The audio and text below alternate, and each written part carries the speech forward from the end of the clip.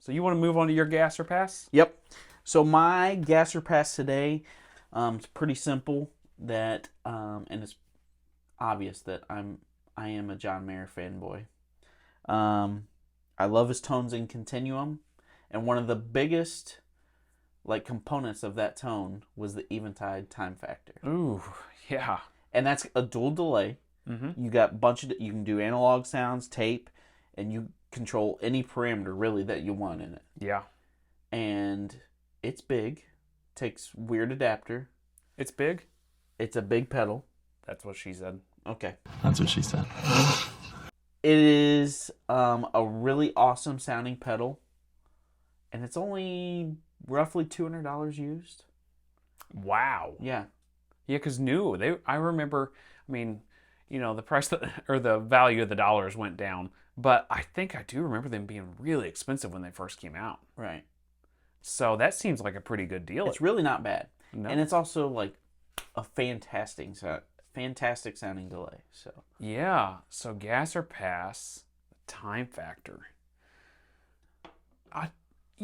Delay pedals are funny because for a long time, I really believed that, because I didn't know any better. I was a young and dumb kid. Now I'm an old and dumb man. Yep. But I can agree. I just thought the delay pedals kind of made your delays sound different. Different types of delays. I thought it was really just changing up the sound of your delays and the delayed signal. But at one point, I put a couple different delays together and realized it changes your core tone also. The feel of the guitar under your fingers and everything. Everything changes when you turn that delay pedal on. Mm-hmm. I really did think it was just the delayed sound that was different, but no, it's not the case. Right. And I'm really curious to know what that one's like, because I imagine it's got a much different feel and a much different sound to it than a lot of the standard digital delays that are out there. Right. And I bet it is fantastic. Continuum is a bar that has not been hit by a lot of guitar players, I think, as in tone. Right. It is an unbelievable tone. Yeah. Even if you're not a fan of John Mayer, it's a great tone. So I was going to say, even if you're not into that type of music or John Mayer, you can't deny that it is not a great sound. Mm-hmm.